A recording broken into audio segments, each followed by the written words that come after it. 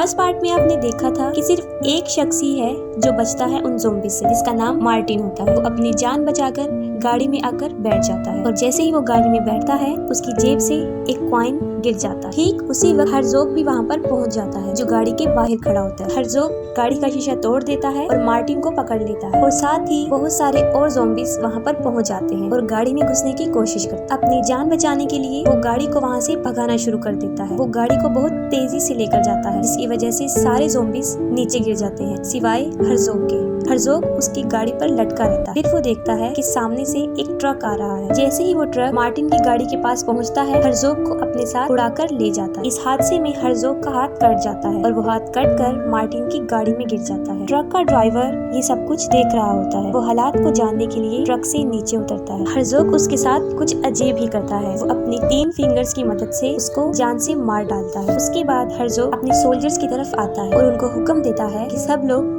आबादी की तरफ चले जाएं। और दूसरी तरफ दिखाते हैं मार्टिन जो गाड़ी को बहुत तेज ड्राइव कर रहा होता है और इस दौरान उसे घनौदगी का एहसास होता है। उसे नींद के झोंके आने लगते हैं जिसकी वजह से गाड़ी उससे बेकाबू हो जाती है और क्रैश हो जाती है। उसके बाद वो बेहोश हो जाता है और जब वो होश में आता है तो वो देखता है कि अब वो हॉस्पिटल में। उसके बाद मार्टिन के पास कुछ पुलिस वाले अपनी इन्वेस्टिगेशन के लिए आ जाते और उससे कुछ सवालात करना शुरू कर दे। मार्टिन उन सारी बातों का जवाब देता है लेकिन पुलिस वाले उसकी एक भी बात का यकीन नहीं करते। और मार्टिन के साथ बैड लक ये होती है कि उन सब लोगों के मर्डर का जुर्म वो मार्टिन पर डाल देते और सारा इल्जाम मार्टिन पर आ जाता है। उसके बाद इस डॉक्टर ने उसका ऑपरेशन किया था उसके पास आता है और कहता है कि मैं तुम्हें एक गुड न्यूज सुनाता हूँ। वो ये है कि तुम्हारा हाथ कट चुका था लेकिन खुशकिस्मती ये थी कि वो हमें तुम्हारी गाड़ी में मिल गए जिसको हमने तुम्हारे बाजू के साथ जोड़ दिया है। ये सुनकर मार्टिन अपने हाथ की तरफ देखता तब उसे पता चलता है कि वो उसका हाथ नहीं है बल्कि वो हर्ज़ोग का हाथ। ये देखकर वो उन डॉक्टर्स को बताता है कि ये उसका हाथ नहीं है और जैसे ही ये बात वो कर रहा होता है उसका हाथ कंट्रोल से बाहर हो जाता है और साथ ही वो उन डॉक्टर्स पर हमला कर देता है और काफी डॉक्टर्स को जख्मी कर देता है। इसके बाद वो बड़ी मुश्किल से मार्टिन को पकड़ते हैं और उसको बेहोशी वाला इंजेक्शन लगा देते हैं और साथ ही हर्ज़ोग और उसकी टीम जो कि पॉपुलेशन में दाखिल हो गए थे वो एक घर में दाखिल होते हैं और वहाँ पर रहने वालों को मार देते हैं क्योंकि हर्ज़ोग का हाथ भी कटा होता है और वो अपने नॉजिस ज़ॉम्बी डॉक्टर से अपने हाथ का ऑपरेट करवाता है और अपने हाथ को जुड़वाता है और वो हाथ मार्टिन का होता है जो कि कट के वहाँ बर्फ में गिर गया था जो अब इन लोगों को मिला था और वो हर्ज़ोग के साथ जोड़ देता है। हर्ज़ोग में इतनी पावर्स थी कि वो भी हाथ को उसके बाजू के पास लेकर ही जाता है तो वो खुद ब खुद आपस में जुड़ जाता है। इसके बाद वो जाते हैं एक कब्रिस्तान। उस कब्रिस्तान में जहाँ पर वो जर्मन सोल्जर दफन। हर्ज़ोग उनको दोबारा जिंदा करने की कोशिश करता है लेकिन नाकाम हो जाता है। तब उनका डॉक्टर हर्ज़ोग को बताता है कि इन कब्रों में पड़े मुर्दों की लाशें काफी पुरानी हैं जो गल सड़कर खत्म हो चुकी है। अगर हम चाहते हैं ये लोग दोबारा जिंदा हो तो इसके लिए हमें फ्रेश डेड बॉडीज यानी जो लोग अभी अभी मरे। ये सुनते ही हर्ज़ोग एक चर्च में जाता है। वहाँ एक आदमी होता है इसका नाम प्रीस्ट होता है। वो उसे भी मार देता है और जैसे ही वो मर जाता है हर्ज़ोग उसके चेहरे पर हाथ रखता है जिसकी वजह से वो दोबारा जिंदा हो जाता है और वो भी उसके सोल्जर में शामिल हो जाता है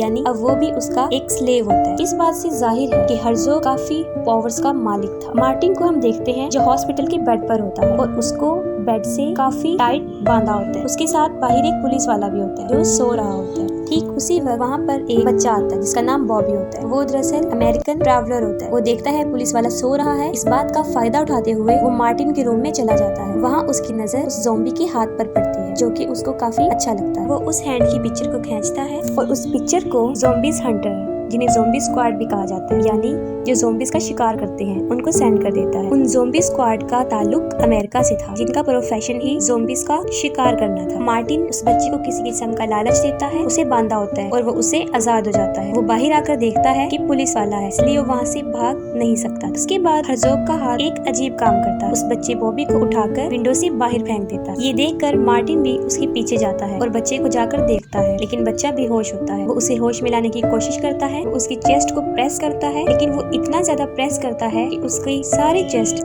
क्रैश हो जाती है और हड्डियां टूट जाती है। ये सब कुछ उस हाथ की वजह से हुआ था क्योंकि वो काफी पावरफुल था। ये सब कुछ वो पुलिस वाला उस खिड़की से देख रहा होता है और उसका शक यकीन में बदल जाता है कि बॉबी को मार्टिन ने मार दिया है। उसका अंदाजा सही भी था। मार्टिन वहाँ से भाग जाता है और पुलिस वाला भी उसके पीछे पीछे भाग जाता है लेकिन उसके हाथ ने यहाँ पर एक और उल्टा काम कर दिया था। वो ये था कि वहाँ पर काफी सारी गाड़ियाँ खड़ी हुई थी। मार्टिन एक मर्सिडीज के पास जाता है, वो एक गाड़ी का लोगो टाइप उतारता है और उस पुलिस वाले की तरफ फेंकता है और वो लोगो टाइप पुलिस वाले के सर में जाकर लगता है जो कि बुरी तरह खुब जाता है, जिससे वो शदीद जख्मी हो जाता है। उसके बाद वो हाथ एक गाड़ी का शीशा खुद तोड़ देता है, गियर लगाता है और गाड़ी को स्टार्ट करके वहाँ से भाग जाता है, क्योंकि मार्टिन भी गाड़ी के अंदर होता है। उसके पास बॉबी का फोन रह जाता है, जिस पर ज़ॉम्बी स्क्वाड कॉल करते हैं। मार्टिन उन ज़ॉम्बीज हंटर से बात करता है और उन ज़ॉम्बीज की सारी कहानी उनको बता देता है। इसके जवाब में वो लोग मार्टिन को कहते हैं कि हम लोग उसकी मदद करने नॉर्वे से आ रहे हैं, तब तक तुम इस बात का पता लगाओ कि उन ज़ॉम्बीज का मकसद क्या है, कि इस सब बर्बादी के पीछे वो क्या चाहते हैं। उन ज़ॉम्बीज हंटर का लीडर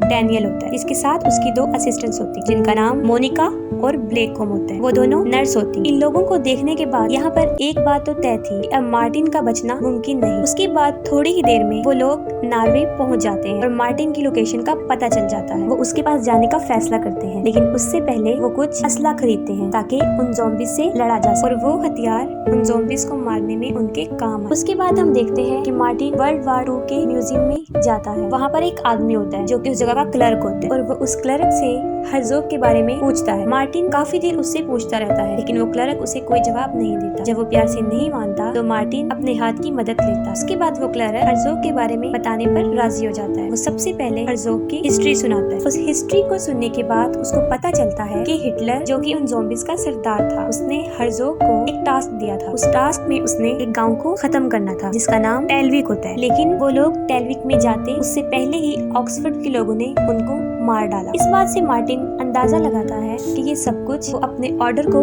जो उन्हें हिटलर की तरफ से मिला था, उसे पूरा करने जाते हैं। उसके पास एक मैप पड़ा होता है, जिससे उसे ये पता चलता है कि वो गांव जिसका उन्हें ऑर्डर दिया गया था, ये म्यूजियम बिल्कुल उसके दरमियान में आता। वो अभी मैप को देख रहा होता है कि उसे बाहर से कुछ लोगों के चीखने चिल्लाने की आवाजें आना शुरू हो जाती है। वो बाहर जाकर देखता है तो वहाँ पर हर्ज़ोग होता है, जो अपनी पूरी टीम के साथ वहाँ पर पहुँच जाता है और वो अपने साथ कुछ टैंक्स भी लेकर आता है। वो लोग वहाँ पर मौजूद लोगों को मारकर अपने साथ शामिल कर रहे हैं। वो एक आदमी को पकड़ते हैं, उसकी सारी पसलियाँ बाहर निकाल देते हैं। हर्ज़ोग उस म्यूजियम में दाखिल हो जाता है और मार्टिन और वहाँ का क्लर्क अपनी जान बचाने के लिए अपना सामान उठाकर वहाँ से भागते हैं और उस म्यूजियम में ही छुप जाते हैं। अपनी जान बचाने के लिए वो वहाँ पर एक डमी बनकर खड़े हो जाते हैं। हर्ज़ोग की नजर उसी मैप पर पड़ती है। वो नेक को उठाता है, उस मैप को लेता है और वहाँ से चला जाता है। उसके बाद मार्टिन भी बाहर आता है। वो देखता है कि 2-3 ज़ॉम्बीज बाहर फिर रहे हैं। यहाँ पर वो अपने हाथ का इस्तेमाल करता है और एक एक करके बड़ी आसानी से वो सबको मार देता है। इस दौरान उसका एक हाथ उसी आदमी पर लग जाता है जो मरा होता है और वो फिर जिंदा हो जाता है। ये देखकर मार्टिन काफी डर जाता है और वो उसे फिर से मार देता है। यहाँ पर उसको पता चल जाता है कि अब वो भी काफी पावर्स का मालिक है, कि अब वो भी मुर्दों को जिंदा कर सकता है। और ये सोचते हुए वो उस आदमी को फिर से जिंदा करता है। ठीक उसी वक्त एक कुल्हाड़ी आती है और उस आदमी के सर पर लग जाती है, जिससे वो मर जाता है। और ये कुल्हाड़ी किसी और ने नहीं बल्कि ज़ॉम्बी हंटर डैनियल ने मारी। और उसके बाद वो उसकी पिक्चर बना लेता है। ये देखकर मार्टिन खुश नहीं होता, क्योंकि उसकी उम्मीदें काफी बड़ी थी। उसके बाद मार्टिन अपने हाथ की पावर दिखाता है और दोबारा उस आदमी को जिंदा करता है। ये देखकर डैनियल उसको कहता है कि तुम अपनी एक आर्मी बनाओ, और साथ ही वो ये भी बताता है कि कुछ रशियन सोल्जर्स को हर्ज़ोग ने मरवा दिया था, जिनकी लाशें बर्फीले इलाकों में दफन है। वो मार्टिन को कहता है कि तुम उनकी डेड बॉडीज को दोबारा जगा दो, जिसकी वजह से उनकी एक आर्मी बन जाए और फिर हम भी हर्ज़ोग से बदला ले सकते। मार्टिन इसके लिए राजी हो जाता है। इसके बाद वो अपने मिशन यानी उन डेड बॉडीज को जिंदा करने के लिए चल पड़ते हैं और साथ ही मोनिका, ब्लैक और ग्लेन को वो हर्ज़ोग के लिए छोड़ जाते हैं कि वो उसका पहरा देंगे, कि वो लोग हर्ज़ोग का टाइम बटाएंगे ताकि उन लोगों को अपने मिशन पूरा करने में मजीद वक्त मिल सके। हर्ज़ोग अपने टैंक लेकर आगे आगे बढ़ रहा था और उसके सोल्जर उस पॉपुलेशन में लोगों को मार रहे थे और अपने साथ शामिल कर रहे थे। मोनिका और ब्लेक को एक आइडिया आता है। वो कहती है कि हम दोनों में से उन ज़ॉम्बीज में से एक को यहाँ पर लेकर आएगा, जिसके पीछे बाकी सारे ज़ॉम्बीज भी आ जाएंगे, और दूसरे का काम होगा उन सब ज़ॉम्बीज को बम से उड़ा देना। लेकिन इसके लिए हमें वही शख्स दरकार होगा जो इस जगह को जानता हो, यानी ये काम हमारे लिए रिस्की है, इसलिए हमें ऐसे शख्स की जरूरत है। और वो कोई और नहीं बल्कि वो ग्लेन था। वो उन ज़ॉम्बीज के पास चला जाता है और उन्हें अपने पीछे लगाने की कोशिश करता है, लेकिन हर्ज़ोग अपने सोल्जर्स को उसके पीछे जाने से मना कर देता है। लेकिन फिर भी किसी न किसी तरह वो उनको अपने पीछे ले आता है और मोनिका और ग्लेन अपने प्लान के मुताबिक उनको उड़ा देती है। ये सब करके वो तीनों काफी खुश हो जाते हैं क्योंकि उनका प्लान सक्सेसफुल हो जाता है। इसके बाद हर्ज़ोग अपना बदला लेता है। वो अपना टैंक उन तीनों की तरफ करता है और फायर करना शुरू करता है। वो काफी मरतबा गन उनकी तरफ करके शूट करता है और आगे की तरफ बढ़ता जाता है और वो सोचता है कि वो लोग मर चुके हैं। दूसरी तरफ हम देखते हैं कि डैनियल की कार वहाँ पर फंस जाती है। अब उनको कार निकालना थी, जिसकी वजह से उन्हें टायर को मदद देनी थी और उसके नीचे कुछ रखना था। यहाँ पर उन्हें ख्याल आता है कि वो जो चीज वहाँ पर रखेंगे वो ही ज़ोंबी होगा। और अपनी सोच के मुताबिक वो उसको वहाँ पर रखते हैं और उनकी कार आगे की तरफ मूव करना शुरू कर देती है। उसके बाद वो लोग वहाँ पर पहुँच जाते हैं जहाँ पर वो रशियन डेड बॉडीज दफन थी। उसके बाद वो हाथ अपना काम करना शुरू करता है और एक एक करके सारे रशियंस बाहर आ जाते हैं। इसके साथ में मार्टिन को इस बात का भी डर हो रहा था कि अगर उन रशियन बॉडीज ने उसकी बात ना मानी तो वो क्या करे। एक रशियन कमांडर उठता है, वो मार्टिन के पास आता है, जिसको देखकर मार्टिन डर जाता है और डर से कांपना शुरू हो जाता है, क्योंकि वो कोई आम शख्स नहीं था बल्कि काफी लंबा और चौड़ा, जो उस वक्त में एक शैतान था। लेकिन ये देखकर मार्टिन को काफी तसल्ली हो गई कि वो लोग उसे अपना लीडर समझ रहे हैं। हर्ज़ोग अपनी टीम के साथ आगे बढ़ रहा होता है और सुबह हो जाती है। उसके बाद उसके सामने आता है मार्टिन, उसके साथ रशियन ज़ॉम्बीज़ की एक पूरी टीम थी। हर्ज़ोग काफी हैरान हो जाता है क्योंकि मार्टिन के साथ वो इतनी बड़ी फौज देखता है रशियन आर्मी। वो ये देख रहा होता है और साथ मार्टिन अपना वो हाथ भी दिखाता है जो कि हर्ज़ोग का होता है। वो ही शैतान कमांडर सिर्फ हर्ज़ोग को देख रहा था क्योंकि उनके दिल में इंतकाम था,